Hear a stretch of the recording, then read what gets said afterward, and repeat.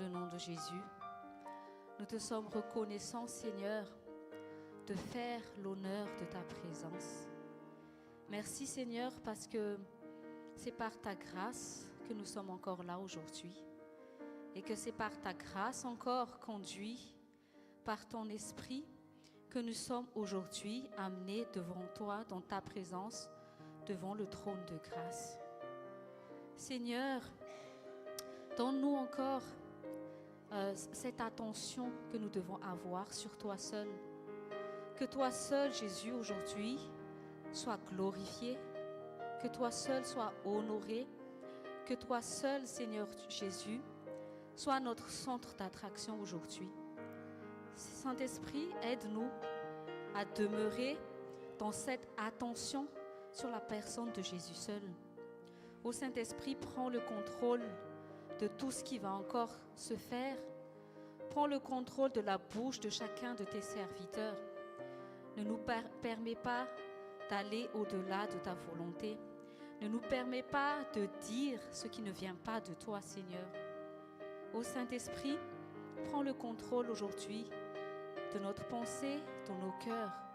Qu'aucune parole qui ne vient de toi ne tombe à terre aujourd'hui. Mais accorde-nous d'avoir un cœur qui fasse bon accueil à ta parole.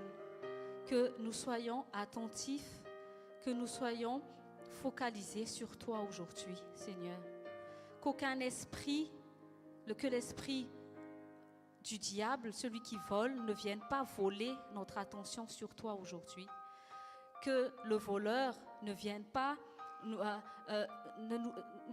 nous permet pas d'être dissipés aujourd'hui, Seigneur, aujourd'hui dans ta présence. Mais que chacun de nous, du plus petit jusqu'au plus grand, nous discernions, Seigneur, ta présence. Nous discernions, Seigneur, ce que tu veux vraiment nous dire. Nous discernions, Seigneur, l'œuvre de ton esprit. Dieu Tout-Puissant, chasse tout esprit de religiosité dans nos vies.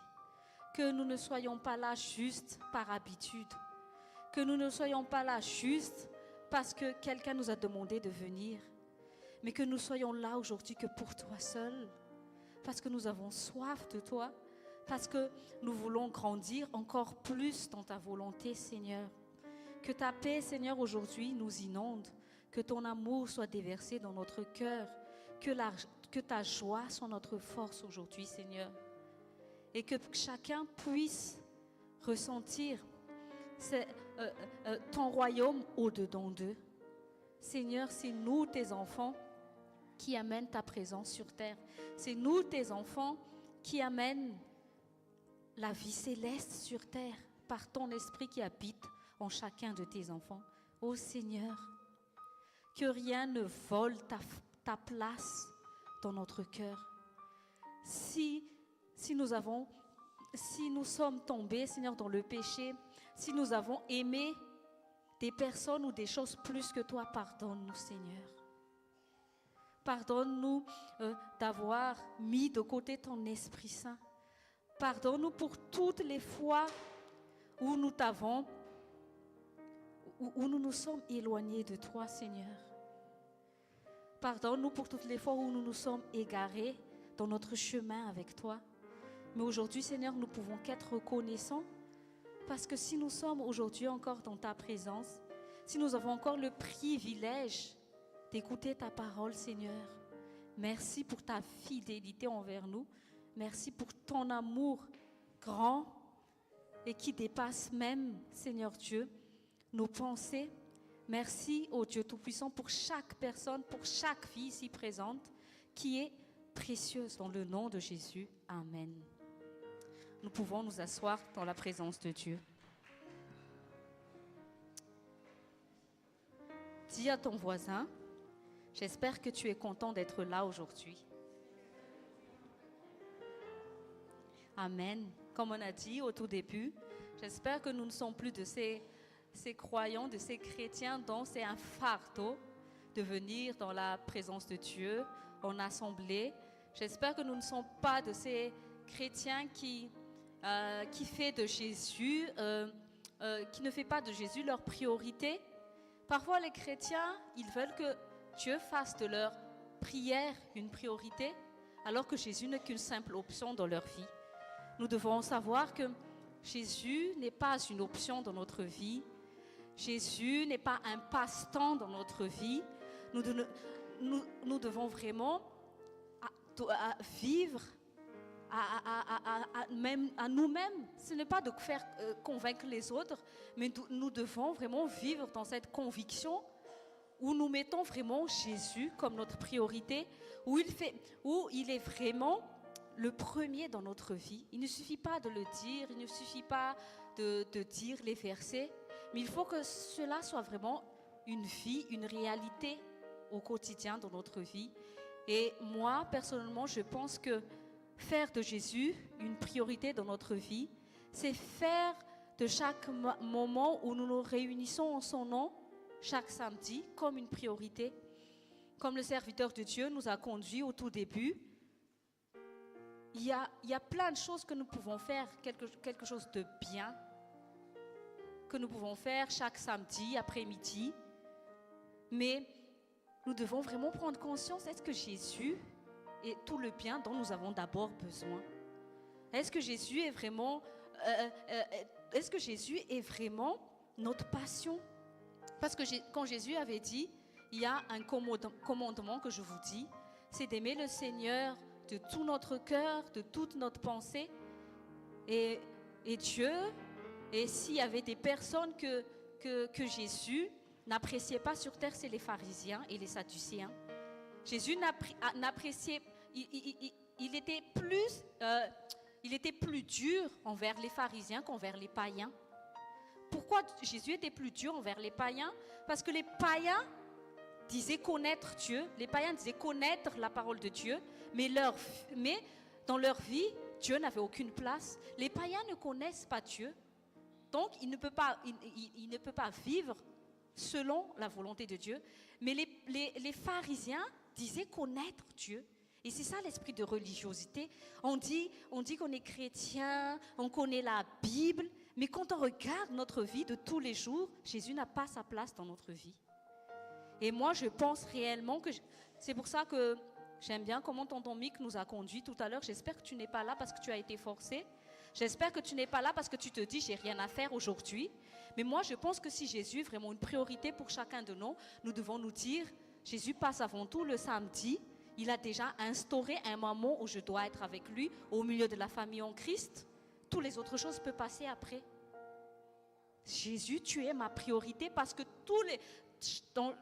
tu fais de moi ta priorité. Combien de fois j'ai péché, combien de fois je t'ai désobéi, mais pas une seule fois tu as fait que mon cœur s'est arrêté. Pas une seule fois que le sang a cessé de couler dans mon corps. Pas une seule fois où tu m'as accordé le souffle de la vie. Et nous disons j'aime Dieu. Mais parfois, il faut que nos paroles deviennent des actions dans notre vie. Et je remercie le Seigneur qu'aujourd'hui, nous puissions être encore rassemblés en son nom. Et merci Seigneur pour ta présence parce que tu vas agir. Amen. Nous allons ouvrir notre Bible dans Proverbes, chapitre 13, verset 20. J'espère que nous sommes attentifs à la parole de Dieu. J'espère que nous sommes affamés de Dieu aujourd'hui, en étant affamés de sa parole. Proverbes, chapitre 13, verset 20.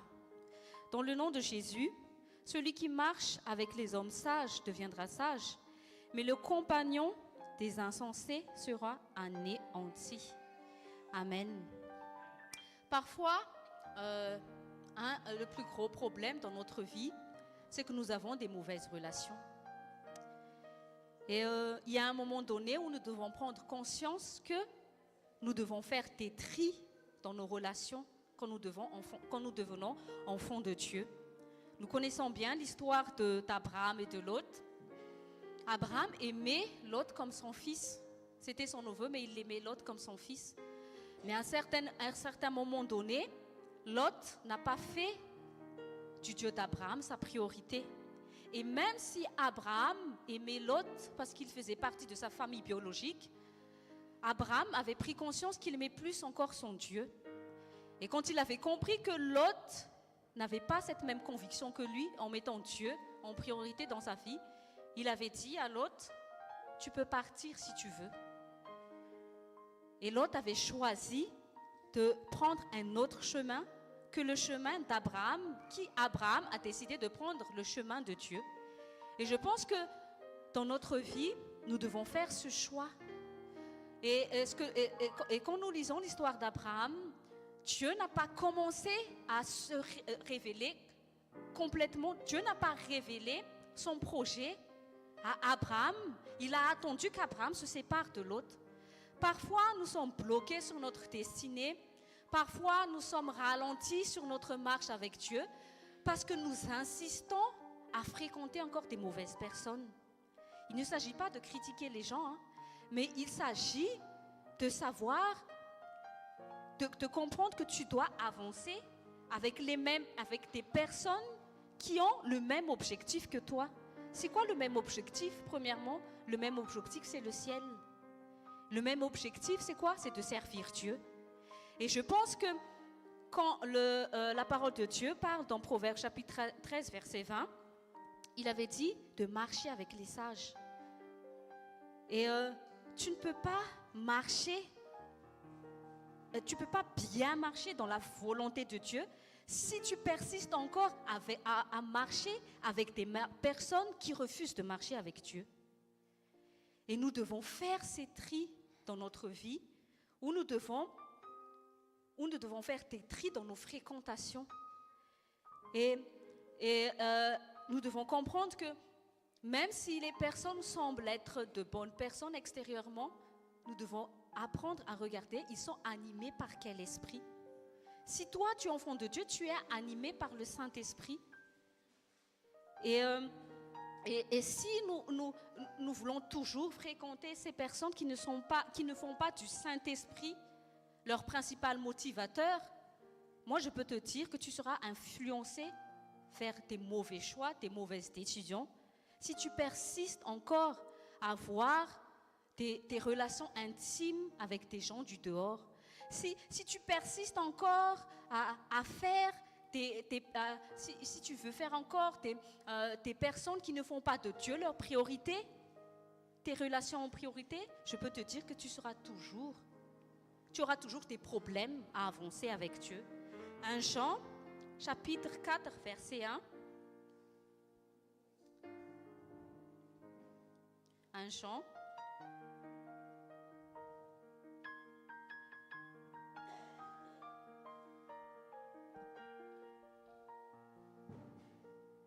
Un Jean, chapitre 4, verset 1, au nom de Jésus. Bien-aimés, n'ajoutez pas foi à tout esprit, mais éprouvez les esprits pour savoir s'ils sont de Dieu, car plusieurs faux prophètes sont venus dans le monde. Jean nous a demandé d'avoir du discernement sur les personnes avec qui nous parlons. Dieu nous a appris d'aimer tout le monde, mais Dieu nous apprend aussi à discerner les esprits qui animent les personnes qui nous entourent.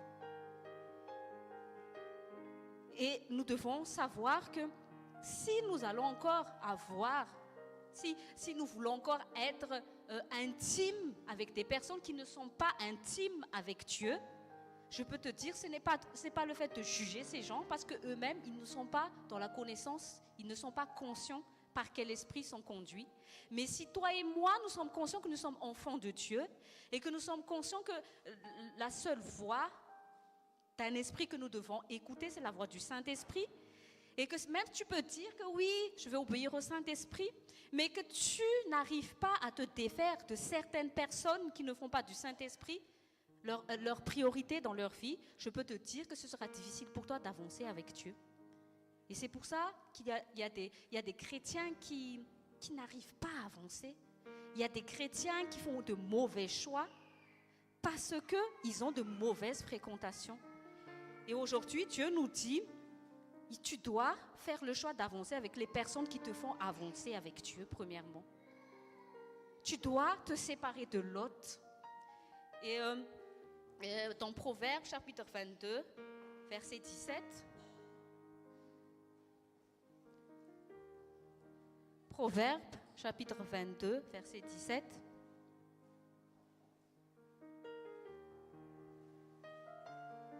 Dans le nom de Jésus, incline ton oreille et écoute les paroles des sages et applique ton cœur à ma connaissance. Amen.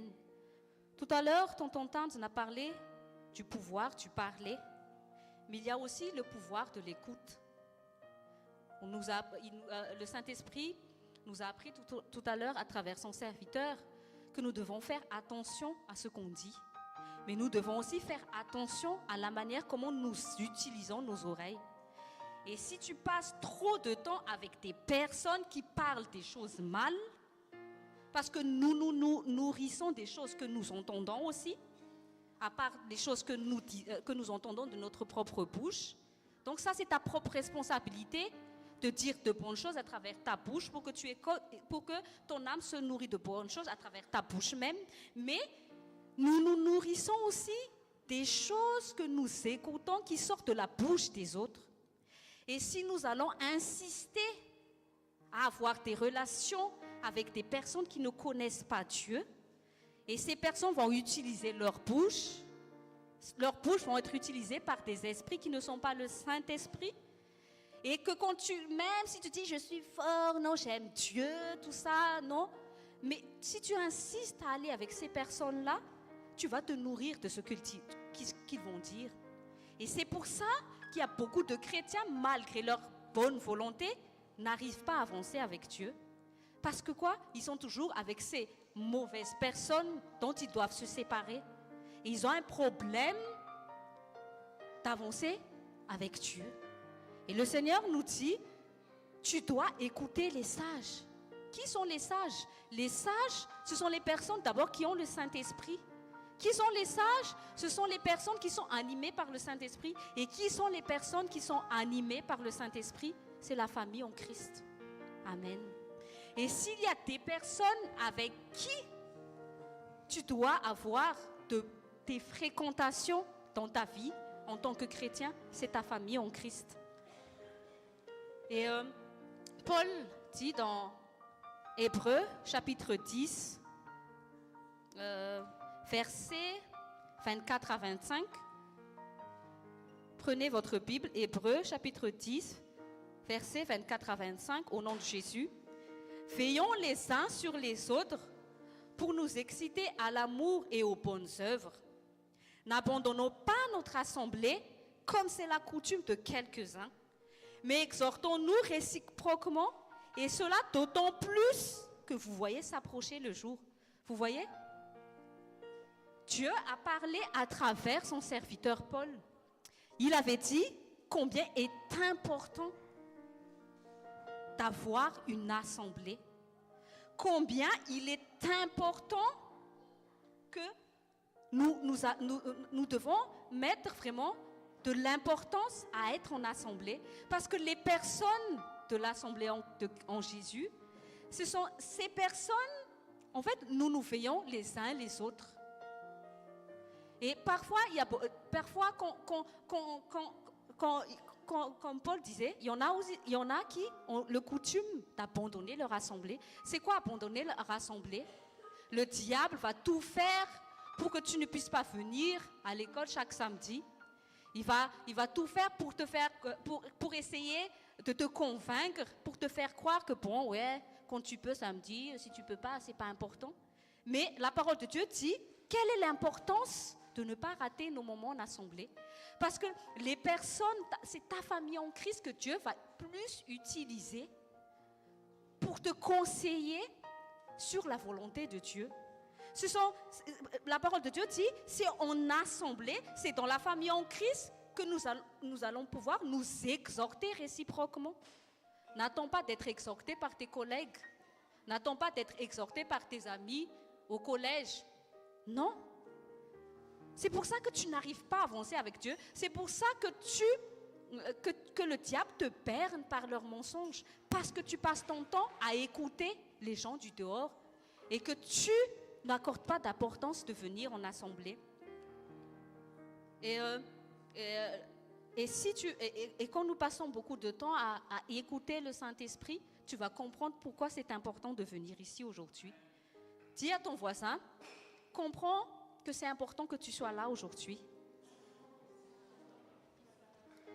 Et s'il y a la manière comment on discerne les esprits, c'est nous devons par exemple nous méfier des gens qui n'arrêtent pas de parler en mal des autres. Et parfois même dans l'assemblée, il y a des gens qui viennent ici juste pour apporter ces esprits-là. Méfiez-vous. Méfiez-vous. Quand il y a ces personnes qui n'arrêtent pas de parler du mal des autres, c'est en fait, quand on parle du mal des autres, en fait, ils veulent se cacher du mal qui sont en eux. Les gens qui n'arrêtent pas de critiquer, ils ont peur que l'attention soit sur eux, sur leurs mauvaises œuvres. Et ils se précipitent pour chercher quelqu'un, pour mettre quelqu'un dans sa complicité. Et ils vont dire, viens parler en mal de quelqu'un. Faites attention. Viens parler en mal du pasteur. Viens parler en mal du frère et sœur. Méfiez-vous de ces personnes-là. S'il y a encore des personnes comme ça dans l'église, corrigez-les.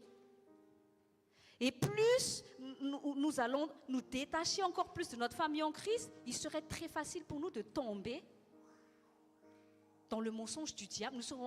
Nous allons prendre l'habitude à écouter plus les mauvais esprits que l'esprit de Dieu. Donc, c'est pour ça qu'on nous dit toujours, ne ratez pas ces moments où, une fois par semaine, c'est encore une grâce de venir ici une fois par semaine. Il y a beaucoup de personnes, quand mon mari et moi leur disent, mais tu es où? Pourquoi tu ne viens plus? Et ils se disent, oui, je vais venir quand je peux. Mais ils ne comprennent pas cette importance en fait. Nous sommes au milieu du monde. Et toute la semaine, nous sommes en relation plus avec les gens du monde. Et encore plus si, par exemple, au sein de ta famille, si ton mari ou ta femme n'est pas encore en Christ. Donc, voilà quoi, tu es toujours entre comme vous voyez dans les dessins animés, il y a le petit démon à côté et il y a un ange à côté. Et en fait, nous sommes toujours dans cet état d'esprit, dans le monde spirituel. Et si tu te dis, si tu dis encore que oui, j'ai entendu le samedi, mais je pense que si vraiment on prend conscience que Jésus est important pour moi, déjà toute la semaine, je fais ce que j'ai à faire, toute la semaine, je ne fais qu'entendre des gens qui ne sont pas animés par le Saint-Esprit, je dois vraiment comprendre que j'ai besoin aussi de me restaurer, de laver tout autant de moi, et j'ai besoin d'entendre des bonnes choses. C'est quoi les bonnes choses? C'est la parole de Dieu. Et c'est quoi aussi, la parole de Dieu aussi sort de la bouche de tes frères et sœurs en Christ.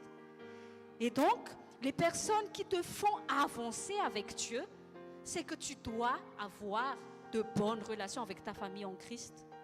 Tu dois, si tu veux, une solution dans ta vie primordiale que tu dois avoir, c'est que tu dois choisir avec qui tu veux avancer. Et les personnes qui te font avancer, ce sont les personnes qui viennent de Dieu.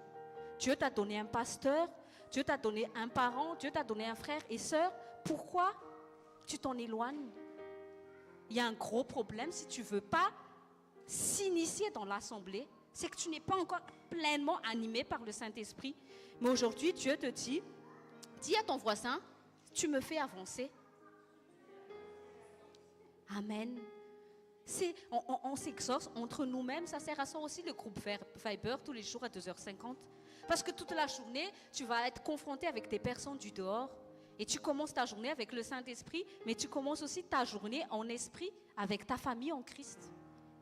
Et si nous lisons la parole de Dieu, il y a toujours « Écoute mon fils ». Sois attentif à ma parole, écoute ton père, écoute les conseils de ta mère, sois avec les sages. Tu veux avancer, tu veux aller loin avec Dieu, sois en connexion avec les bonnes personnes. Soyez bénis.